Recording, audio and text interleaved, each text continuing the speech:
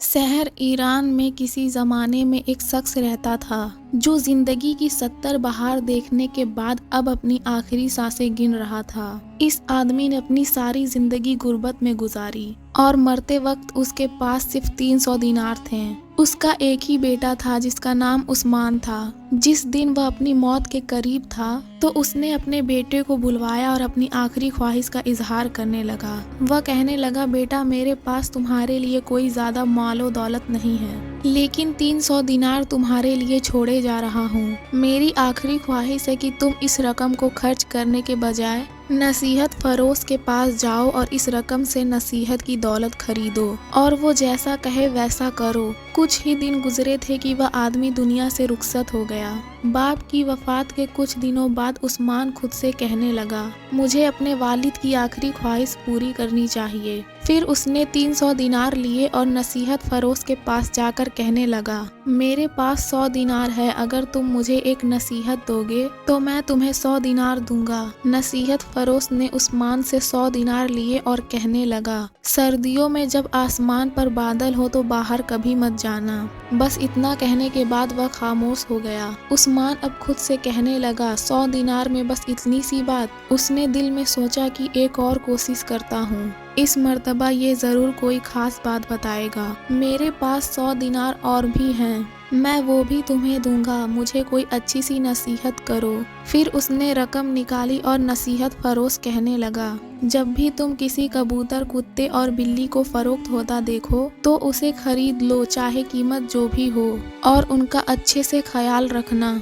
इतना कहकर वो दोबारा खामोश हो गया। उस्मान ने आखिरी 100 दिनार भी निकाले और नसीहत फरोश को दे दी। इस मर्तबा नसीहत फरोश कहने लगा, कभी किसी को अपने राज मत बताना और कभी किसी बाहर की औरत को अपने घर दाखिल मत होने देना। उसने इतना कहा और फिर से खामोश हो गया। उस्मान अपनी सारी दौलत इस नसीहत फरोश को देकर घर रवाना हो गया। कुछ वक्त गुजरा और जब सर्दियों का मौसम आया तो उस्मान ने अपने दोस्तों के साथ एक जगह सफर का इरादा किया। उनके रास्ते में एक मुश्किल और खतरनाक पहाड़ था। इन दोस्तों ने सफर की तैयारी की, लेकिन जब सफर पर रवाना होने लगे और आसमान की तरफ देखा तो बादल का एक टुकड़ा नजर आया। उस्मान को अपनी खरीदी हुई नसीहत याद आई और वो खुद से कहने लगा, मैंने 300 दिनार में नसीहत खरीद रखी है, लगता है अब उन पर अमल करने का वक्त आ गया है। वह अपने दोस्तों से कहने लगा, आज सफ़र नहीं करते हैं, हम कल सुबह रवाना होंगे। लेकिन दोस्त कहने लगे, अभी तो मौसम ठीक है, अगर तुम आना चाहते हो तो आओ, वरना हम जा रहे हैं। उस्मान ने जवाब दिया, मैं अभी नहीं जा रहा हूँ, तुम लोग अपनी मर्जी के मुताबिक जाते हो तो जाओ। उसके दोस्त कहने लगे, डरपोक कहीं का, जाओ तुम घर जाओ। ये कहने के बाद वह तीनों दोस्त सफर पर रवाना हो गए और पहाड़ की घाटी के सिरे पर जा पहुँचे। वहां उन्होंने देखा कि अचानक एक बादल उठा और मौसम खराब होने लगा। बिजली कड़की और एक बर्फानी तूफान आया। बदकिस्मत मुसाफिर रास्ता भटक गए और तूफान की जद में आकर वही मारे गए।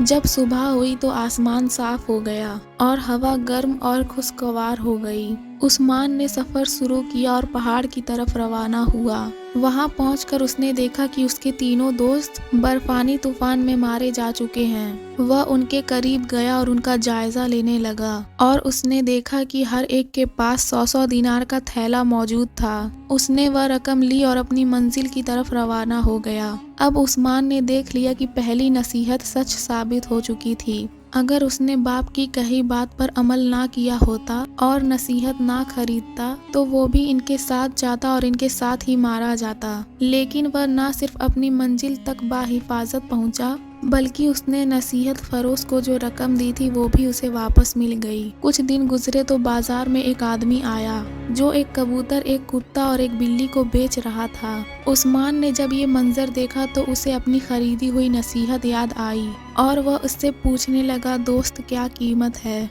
मालिक ने कहा, 300 दिनार, ना ज्यादा ना कम। लोग उसकी बात सुनकर बहुत जोर से हंसे और कहने लगे, एक कबूतर, एक कुत्ते और एक बिल्ली का 100 दिनार, इसीलिए तुम्हारा माल अभी तक नहीं बिक सका। लेकिन उस्मान जल्दी से आगे बढ़ा और 300 दिनार देकर वह जानवर खरीद लिए और अपने साथ ले आया। जानवरों को खरीदने के बाद वह सोचने लगा, मैं अब क्या करूं? मेरे पास ना कोई दोस्त है और ना कोई चीज, और मेरे जानवरों की हालत भी बहुत खराब है। वह सारा दिन इन्हीं ख्यालात में डूबा रहा और रात को जब सोया तो उसने ख्वाब देखा, एक बहुत बड़ा खजाना किसी अनजान गार में पड़ा है और वहाँ पहाड़ों में भटकता इन खजानों को तलाश कर रहा है। सुबह जब उसकी आंख खुली तो वह उसी ख्वाब के बारे में सोच रहा था। शक और यकीन के दरमियान झूलते हुए वह उस जगह की तलाश में निकल पड़ा जो उसे ख्वाब में दिखाई दी थी। अब ये उसका मामूल बन चुका था कि रोजाना खजाने की तलाश में निकल जाता। वह अपना तीर कमान भी साथ रखता ताकि शिकार करे और अपना और अपने जानवरों का पेट भर सके। खजाने की तलाश में एक मुद्दत गुजर गई, लेकिन उसे नाकामी का सामना रहा। एक दिन जब वह घर में बैठा था तो उसे अपने बाप की याद सताने लगी और फिर उसे नसीहत फरोश का भी ख्याल आया। उसने सोचा कि एक मर्तबा फिर उसके पास जाता हूँ, हो सकता है वह कुछ मेरी मदद कर सके। जब वह नसीहत फरोश के पास पहुंचा तो अपना ख्वाब उससे बयां करने लगा और उससे नसीहत की दरखास्त करने लगा, लेकिन उसने सिर्फ इतना ही कहा, मेरी बताई हुई नसीहत पर अमल करो और जिंदगी में जैसे भी हालात हो हिम्मत ना हारना। ये कहने के बाद नसीहत फरोश खामोश हो गया और उस्मान वहां से घर लौट आया। एक दिन उस्मान जब घर से खजाने की तलाश में निकल गया तो उसका कबूतर पिंजरे से निकलकर आजाद हो गया और वहां से उड़ान भर दी। जब बिल्ली ने ये मंजर देखा तो वो भी कबूतर के पीछे पीछे भागने लगी और बहुत जल्द दोनों वहां से बहुत दूर निकल गए। जब उस्मान घर वापस आया तो बिल्ली और कबूतर को घर से गायब देखकर बहुत परेशान हुआ, लेकिन रात बहुत हो चुकी थी और उसने फैसला किया कि सुबह इनको तलाश करेगा। वह सारी रात ये सोचता रहा कि मेरे इस ख्वाब ने मुझे खजाना तो ना दिया बल्कि मुझे थका दिया और मेरी बिल्ली और कबूतर भी जाते रहे। जब सुबह हुई तो उसने अपने कुत्ते को साथ लिया और कबूतर की तलाश में निकल पड़ा। उसका कुत्ता सूंघते और खोज लगाते पहाड़ों की तरफ बढ़ता गया और एक गार के सामने जाकर रुक गया। उस्मान ने जब इस गार को देखा तो हैरान रह गया, क्योंकि ये वही गार थी जिसे उसने ख्वाब में देखा था। जब वह अंदर गया तो ना सिर्फ बिल्ली और कबूतर मौजूद थे बल्कि एक औरत की लाश भी वहाँ मौजूद थी जो अब ढांचा बन चुकी थी। वहीं एक कोने में एक संदूक भी रखा था। जब उस्मान ने इस संदूक को खोला तो वह जेवर और सोने के सिक्कों से भरा हुआ था। यूं मालूम होता था कि जैसे वह औरत किसी कबूतर की मालिकन थी और अपना खजाना लिए कहीं रवाना हो रही थी, लेकिन किसी हादसे में उसने अपनी जान गंवा दी। अब उस्मान खजाने का मालिक बन चुका था और उसके दिन बदल गए थे। उसने अपने जानवरों और संदूक को साथ लिया और घर वापस आ गया। बाप और दोस्तों की वफात के बाद उस्मान का इस दुनिया में इन जानवरों के सिवा कोई ना था, लेकिन अब उसके पास इतनी दौलत थी कि वह शादी कर सकता था। इसलिए उसने खजाने का थोड़ा हिस्सा फरोख्त किया, घर का जरूरी सामान खरीदा और एक औरत से शादी कर ली जिसे वह बहुत पहले से जानता और पसंद भी करता था। अब उसकी जिंदगी हंसी खुशी गुजरने लगी, लेकिन अभी उसकी तीसरी नसीहत का इम्तिहान बाकी था। कुछ वक्त गुजरा तो उस्मान की बीवी एक दिन उससे पूछने लगी, तुमने आज तक मुझे नहीं बताया कि तुम्हारे दिन कैसे बदले। जिस शख्स के पास 2 वक्त का खाना मुयस्सर ना था वह इतना मालदार कैसे बना? आखिर वह कौन सा राज है जो तुम आज तक मुझसे छुपाते आ रहे हो? उस्मान चूंकि नसीहत का पाबंद था, इसीलिए वह हमेशा ऐसे सवालात को टाल देता। कुछ वक्त गुजरा तो वो सोचने लगा, ये औरत मेरी बीवी है और मियाँ बीवी के दरमियान कोई राज नहीं होना चाहिए।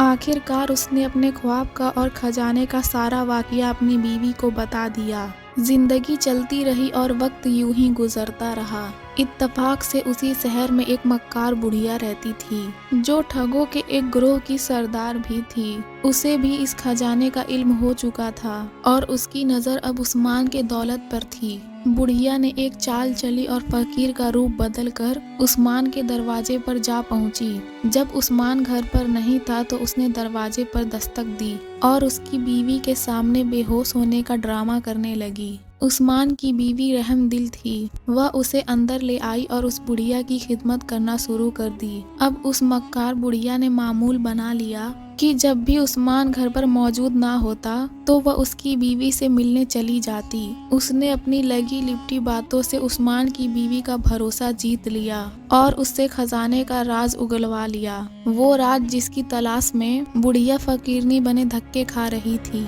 उसे जैसे ही मालूम हुआ कि खजाना किस जगह छुपा रखा है तो उसने अपने ठगे के गिरोह को बुला भेजा। कुछ दिन गुजरे तो उस्मान अपनी बीवी से कहने लगा, हमें अब इस खजाने को बेच देना चाहिए और जो रकम मिले उससे तिजारत का सिलसिला शुरू करना चाहिए, क्योंकि पड़ी पड़ी दौलत के चाहे कुएं क्यों न भरे हो, वो एक दिन खाली हो जाते हैं। जब वह अपनी बीवी के साथ उस कमरे में पहुंचा तो उसके पैरों तले जमीन निकल गई। खजाने से भरा संदूक वहां से गायब था। उसे तलाश करने की लाख कोशिश की मगर बेसुध। मिलता भी तो कैसे, मक्कार बुढ़िया और उसके ठगों का गिरोह अपना कमाल दिखा चुके थे। मायूसी के आलम में उस्मान ने अपनी बीवी से गुस्से से पूछा, क्या किसी बाहर की औरत ने हमारे घर में कदम रखा था? उसकी बीवी ने तमाम वाकया सुनाया तो उस्मान को फौरन वो नसीहत याद आई, कभी किसी बाहर की औरत को घर में ना आने देना। अब उस्मान को फौरन एहसास हुआ कि उसने नसीहत फरोश की आखिरी नसीहत पर अमल नहीं किया था।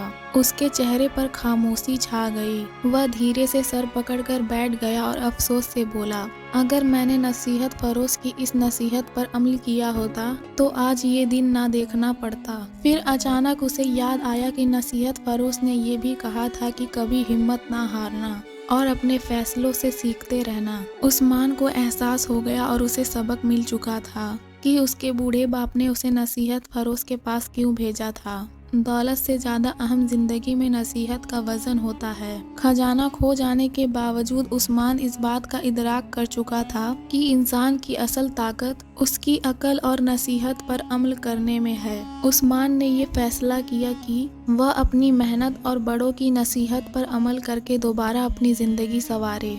अगर आपको हमारी कहानी पसंद आई तो वीडियो को लाइक करें और भी ऐसी कहानियों के लिए हमारे चैनल को सब्सक्राइब करें।